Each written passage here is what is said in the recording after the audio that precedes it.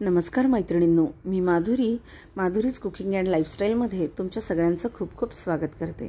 तर मैत्रिणींनो, आज आपण मस्त मऊ जाळीदार आणि चवीला टेस्टी तसेच हेल्दी असणारे मिक्स डाळीचे अप्पे कसे बनवायचे त्याची रेसिपी बघणार आहोत। तर ही मिक्स डाळ म्हणजे आपण सगळ्या डाळी एकत्र करून याचे अप्पे बनवणार आहोत।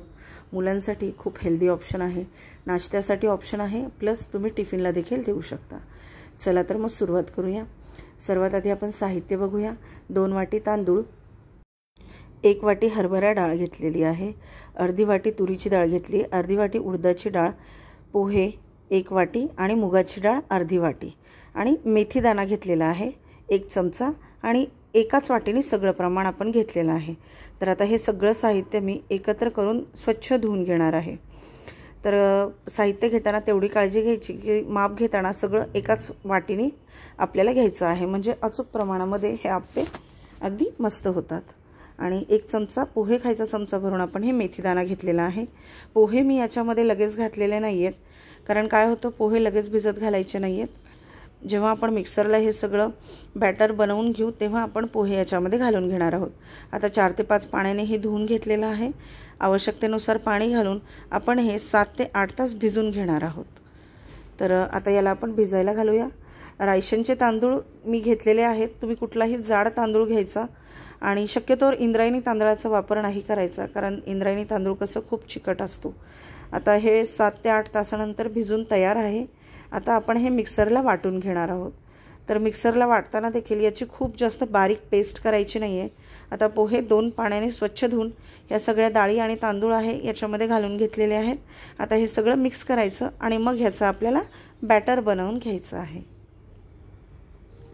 आता हे सगळं छान मिक्स करायचं, मिक्सरच्या जारमध्ये हे घालून घेणार आहोत आणि आपण याची जाडसर पेस्ट बनवून घेणार आहोत।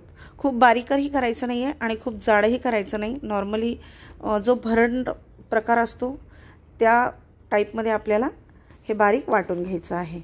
तर आता थोडंसं पाणी घालायचं आणि याला मिक्सरला फिरवून घ्यायचं आहे। तर मैत्रिणींनो, तुम्ही ह्या पद्धतीने अप्पे बनवा, तुम्हाला नक्की आवडतील आणि अजिबात बिघडणार देखील नाही। तर याच पद्धतीने मी सगळं हे वाटून घेतलेलं आहे। आता याला आपण फर्मेंट करण्यासाठी ठेवणार आहोत 8 ते 10 तास। आता हे फर्मेंट झाल्यानंतर भांड्यामधून ओव्हरफ्लो झालं होतं म्हणून मी दुसऱ्या भांड्यामध्ये याला ट्रान्सफर करून घेतलेलं आहे। आता याला छान मिक्स करायचं। दुसरी महत्त्वाची गोष्ट म्हणजे याच्यामध्ये आपण सोड्याचा वापर अजिबात केलेला नाही। आता एका दुसऱ्या भांड्यामध्ये मी हे बॅटर काढून घेतलं, याच्यामध्ये चवीपुरतं मीठ घातलेलं आहे। याचं कारण असं की एकदम मीठ घालून ठेवायचं नाही, नसता हे खराब होतं। आता 1 मोठा कांदा, 1 टोमॅटो, हिरवी मिरची आणि कोथिंबीर बारीक चिरून घेतलेला आहे आणि ते आपण आता ह्याच्यामध्ये ॲड करून घेणार आहोत। तर सगळ्या बॅटरमध्ये मीठ अजिबात घालायचं नाही, तुम्हाला जेवढं यूज करायचं आहे तेवढाच एका बाउलमध्ये किंवा भांड्यामध्ये काढून त्याच्यामध्ये मीठ ॲड करायचं आहे। हे मिश्रण साधारणपणे तुम्ही 3 ते 4 दिवस आरामात वापरू शकता, पण फ्रीजमध्ये ठेवून वापरायचं। आता हे सगळं साहित्य घातल्याच्या नंतर हे मस्त मिक्स करून घ्यायचं आहे। आता हे मिक्स झाल्याच्या नंतर आपण याचे अप्पे बनवून घेणार आहोत। दुसरीकडे मी गॅसवर अप्पे पात्र गरम करण्यासाठी ठेवलेलं आहे। गॅसची फ्लेम आपण कमीच ठेवलेली आहे। आता याला तेलाने ग्रीसिंग करून घ्यायचं आहे। मी ब्रशच्या साहाय्यानेच तेल लावलेलं आहे, ब्रश नसेल तर चमच्याचा वापर करू शकता। आता हे अप्पे पात्र जे आहे हे गरम झालं की टाकताना देखील टीप आहे, जे सेंटरला आहे त्याच्यामध्ये आधी बॅटर अजिबात घालायचं नाही, कारण हीट जास्त असते। त्याच्यामुळे साईडचं जे अप्प्याचं आहे त्याच्यामध्ये बॅटर आधी घालायचं, म्हणजे अप्पे करपणार नाही। तुम्ही जर सेंटरला घातलं तर गॅसची फ्लेम सेंटरला जास्त असते, त्याच्यामुळे सेंटरला घातलं तर बाकी ठिकाणचे अप्पे आपले शिजेपर्यंत सेंटरचे अप्पे करपू शकतात।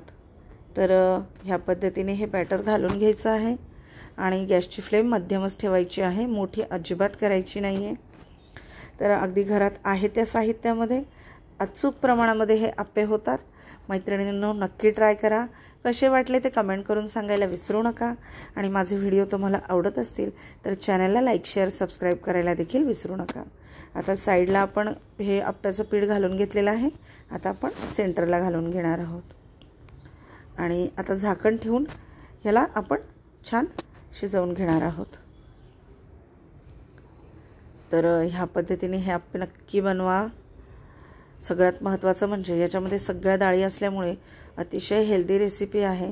बऱ्याचशा डाळी असतात, मुलं म्हणतात आम्हाला मुगाची डाळ आवडत नाही, त्याचं वरण आवडत नाही, आणि एवढं सगळ्या डाळीचा इंटेक आपण मुलांना ॲट अ टाईम नाही देऊ शकत.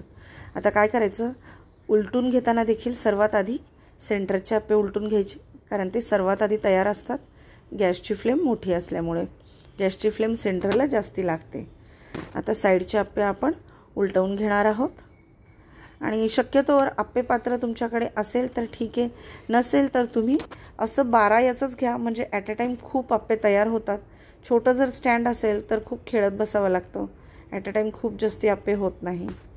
आणि नाश्त्यासाठी मग काय होतं, खूप उशीर लागतो, किंवा मुलांच्या टिफिनसाठी जरी आपण बनवत असू तरी देखील लेट होतं. त्याच्यामुळे मोठ्या आप्पे स्टँडचा वापर केला तर तुमच्यासाठी बेटर असेल. आता हे सगळे उलटून घ्यायचे आहेत आणि परत आपल्याला आता खालची बाजू बनवून घ्यायची आहे. तर बघू शकता ॲट अ टाईम किती आप्पे होतात ते. झाकण ठेवायचं आहे. साधारणपणे 4 ते 5 मिनिटानंतर आप्पे तयार आहेत. तुम्ही बघू शकता अतिशय सुंदर असा कलर आलेला आहे.